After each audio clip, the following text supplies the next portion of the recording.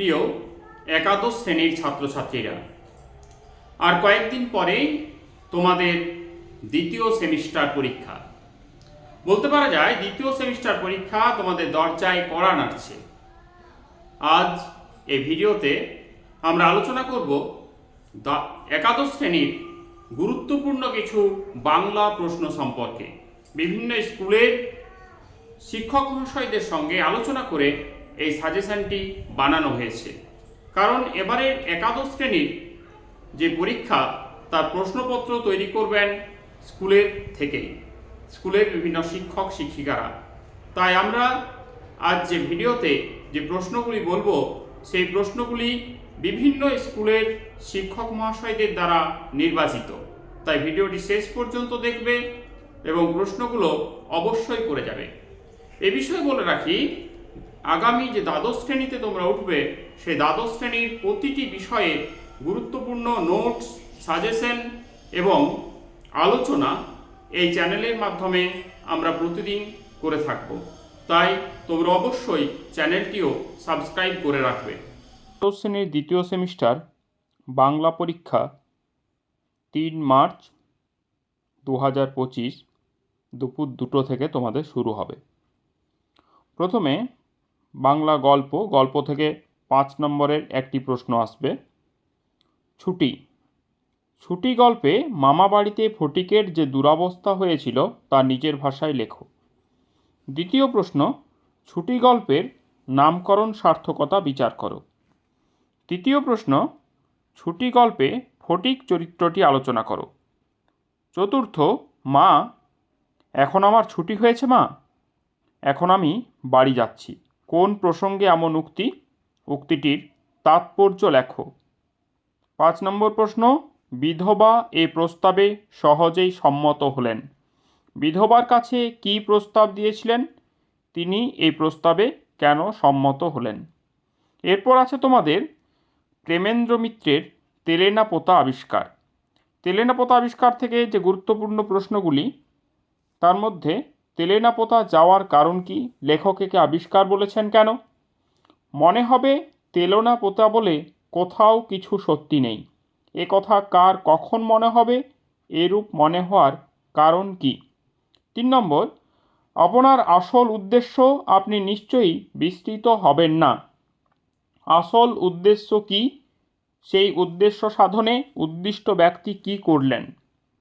চতুর্থ, আমি তোমায় কথা দিচ্ছি মাসিমা, কে কাকে কোন প্রসঙ্গে কি কথা দিয়েছিলেন তা নিজের ভাষায় লিখো।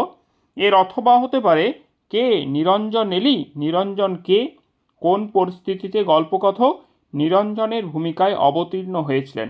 এছাড়া 5ম প্রশ্ন করবে, তেলেনা পোতা আবিষ্কার গল্পে যামিনী চরিত্রটির পরিচয় দাও। তোমাদের ছুটি এবং তেলেনা পোতা আবিষ্কার দুটি গল্পের থেকে দুটি প্রশ্ন আসবে, তোমাদের একটি করতে হবে। সুতরাং যে কোনো একটা চ্যাপ্টার, একটি গল্প খুব ভালোভাবে করে গেলেও হবে। কবিতা থেকে তোমাদের মোট 3টি কবিতা থেকে 2টো প্রশ্ন আসবে, একটি প্রশ্নের উত্তর করতে হবে। নাম্বার 5, ভাব সম্মিলন থেকে ভাব সম্মিলন কাকে বলে? আলোচ্য পদটিতে রাধার আনন্দের যে চিত্র ফুটে উঠেছে তা নিজের ভাষায় আলোচনা করো। দ্বিতীয়, আচর ভরিয়া যদি মহানিধি পায়, তব হাম পিয়া দূরদেশে না পাঠায়। কে কোন প্রসঙ্গে এই মন্তব্যটি করেছেন? শ্রীরাধার মধ্য দিয়ে বক্তার যে মনোভাব ব্যক্ত হয়েছে তা আলোচনা করো। তৃতীয় প্রশ্ন, পাপ সুধাকর যত দুঃখ দিল, পিয়া মুখ দর্শনে তত সুখ ভেল। সুধাকর শব্দের অর্থ কী? তাকে পাপী বলা হয়েছে কেন? সুধাকর কিভাবে রাধাকে দুঃখ দিয়েছিলেন? এরপর আছে লালন শাহ ফকিরের গান। লালন শাহ ফকিরের গান থেকে যে গুরুত্বপূর্ণ প্রশ্ন, আমি মোটামুটি দুটি তোমাদের বলছি। একটা হচ্ছে লালন শাহ কে ছিলেন, লালন শাহ ফকিরের গান কবিতাটির বিষয়বস্তু ব্যাখ্যা করো, এবং লালন শাহ ফকিরের গান কবিতায় কিভাবে মানবতার বাণী প্রচারিত হয়েছে। এরপর আছে জয় গোস্বামীর নুন কবিতাটি। নুন কবিতা থেকে গুরুত্বপূর্ণ প্রশ্নগুলি হলো, আমাদের শুকনো ভাতে লবণের ব্যবস্থাও কারা কাদের কাছে এই দাবি করেছেন, এই দাবির কারণ কি? এটি খুব গুরুত্বপূর্ণ একটি প্রশ্ন। আমরা তো অল্পে খুশি মানুষদের জীবন যন্ত্রণার ছবি আলোচনা করো। এর অথবা মাঝে মাঝে চলে না দিন, দিন না চলার কারণ কি? এর মাধ্যমে নিম্নবিত্ত মানুষদের জীবন যন্ত্রণার কোন ছবি পাওয়া যায়? তৃতীয় প্রশ্ন, বাড়িতে ফেরার পথে কিনে আনি গোলাপ চারা। কে গোলাপ চারা কিনে আনেন? গোলাপ চারা কিনে আনার কারণ কি? এরপর তোমাদের এখান থেকে যে কোনো একটি প্রশ্ন করতে হবে, দুটি কবিতা থেকে প্রশ্ন আসবে, অর্থাৎ একটা কবিতা তোমরা বাদ দিতেও পারো। আগুন নাটক, আগুন নাটক থেকে একটি প্রশ্ন আসবে 5 নম্বরের। তার মধ্যে যে প্রশ্নটি খুব গুরুত্বপূর্ণ সেটি আমি প্রথমেই বলি, আগুন নাটকের নামকরণ সার্থকতা বিচার করো। দ্বিতীয় প্রশ্ন, আগুন নাটকের চতুর্থ দৃশ্যে হরে কৃষ্ণ এবং মনোরমা সংলাপের মধ্য দিয়ে যে ছবিটি ফুটে উঠেছে তা নিজের ভাষায় লেখো। তৃতীয় প্রশ্ন, একাঙ্ক নাটক হিসেবে আগুন নাটকটি কতখানি সার্থক? চতুর্থ, আগুন জ্বলছে আমাদের পেটে, কার কোন প্রসঙ্গে এই উক্তিটির তাৎপর্য লেখো। 5 নম্বর, যে রক্ষক সেই হলো গিয়ে তোমার ভক্ষক, কে কোন প্রসঙ্গে এ কথা বলেছেন, কথাটির তাৎপর্য ব্যাখ্যা করো। 6, লুঙ্গি টিকি পইতে টুপি সব একাকার হয়ে গেছে, কোন প্রসঙ্গে এই মন্তব্য, মন্তব্যটির তাৎপর্য আলোচনা করো। এরপর আছে তোমাদের সহায়ক গ্রন্থ থেকে যে প্রশ্নগুলি আছে তার মধ্যে প্রথমেই আছে বই কেনা। বই কেনার গুরুত্বপূর্ণ প্রশ্ন, তিনি স্থির করলেন আমাদের একটা শিক্ষা দিতে হবে, কে কাদের শিক্ষা দেওয়ার কথা স্থির করলেন, তিনি কি শিক্ষা দিয়েছিলেন। দ্বিতীয় প্রশ্ন, গল্পটা সকলেই জানে, গল্পটি কি, গল্পটি লেখকের উল্লেখের কারণ কি? এর অথবা হতে পারে সে যেন গল্পটা জানে, কোন গল্পটি, গল্পটি সংক্ষেপে লিখো। 3 নম্বর প্রশ্ন, এক আরব পণ্ডিতের লেখাটিতে সমস্যা সমাধান পেলুম, কোন সমস্যার কথা বলা হয়েছে, সমস্যাটির সমাধান কি? 4 নম্বর প্রশ্ন, এটি খুব গুরুত্বপূর্ণ একটি প্রশ্ন, মার্ক টুয়েনের লাইব্রেরিখানা দেখবার মতো ছিল, মার্ক টুয়েনের সংক্ষিপ্ত বিবরণ দাও। মার্ক টুয়েনের লাইব্রেরির বিশেষত্ব কী ছিল?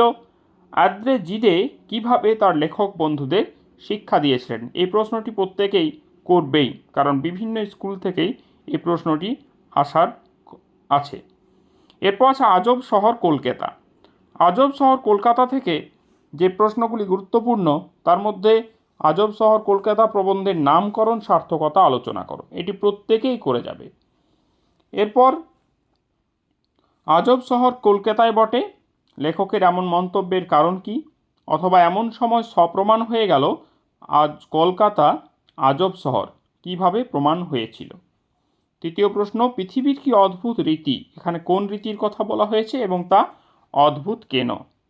এরপর আছে 25শে বৈশাখ। 25শে বৈশাখ থেকে তোমরা করবে 25শে বৈশাখ প্রবন্ধে সৈয়দ মুজতবা আলী গান ছাড়া রবীন্দ্রনাথের কোন কোন গুণের উল্লেখ করেছেন, তার কাছে কবির গান অসম্পূর্ণরূপে প্রতিভাত হয় না কেন।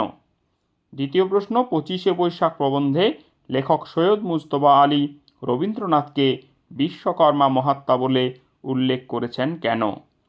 এরপর আছে তোমাদের আড্ডা থেকে করবে প্রথম প্রশ্নটি খুব গুরুত্বপূর্ণ, প্রত্যেকেই করে যাবে, বাড়ির আড্ডায় মেল মেলে না, এরূপ উক্তির কারণ কি, লেখক কোথায় কাদের সঙ্গে আড্ডা দিতেন। দ্বিতীয় প্রশ্ন, প্রেমের সবচেয়ে মহান দিবস সেদিন, এখানে কোন দিনটির কথা বলা হয়েছে এই প্রসঙ্গে, আর যাদের কথা উল্লেখিত তাদের সংক্ষিপ্ত পরিচয় দাও। আধুনিক সাহিত্যের ধারা এবং লৌকিক সাহিত্যের নানা দিক, এখান থেকে একটি মাত্র প্রশ্ন আসবে 5 নম্বরের। তার মধ্যে তোমরা করবে বাংলা গদ্যে ঈশ্বরচন্দ্র বিদ্যাসাগরের অবদান, গীতি কবিতা কাকে বলে, বাংলা গীতি কবিতার ধারায় বিহারীলাল চক্রবর্তীর অবদান, এছাড়া বাংলা কাব্যে জীবনানন্দ দাশের অবদান, বাংলা কাব্যে নজরুল ইসলামের অবদান, বাংলা নাট্য সাহিত্যে দীনবন্ধু মিত্র, গিরিশচন্দ্র ঘোষ, মধুসূদন দত্ত এবং দ্বিজেন্দ্রলাল রায়ের অবদান। এই 4টি প্রশ্ন যদি করে যাও একটি আসবেই। এছাড়া তারাশঙ্কর বন্দ্যোপাধ্যায়ের অবদানটি করবে এবং প্রবাদ প্রবচন এবং ছড়া থেকে এবং ধাঁধা থেকে বৈশিষ্ট্যগুলি তোমাদের করে যেতে হবে। রচনা তোমাদের একটি আসবে 10 নম্বরে। রচনার সাজেশন বলা খুব কঠিন, তার মধ্যেও শিক্ষা বিস্তারে গণমাধ্যম, বিজ্ঞান ও বিজ্ঞান মনস্কতা, বিজ্ঞান ও কুসংস্কার, বাংলার উৎসব, অরণ্য ও অরণ্য প্রাণী সংরক্ষণ, এই 5টি তোমরা করে যাবে। আশা করি এখান থেকেই আসবে। তোমাদের পরীক্ষা খুব ভালো হোক এই কামনা করি। ধন্যবাদ।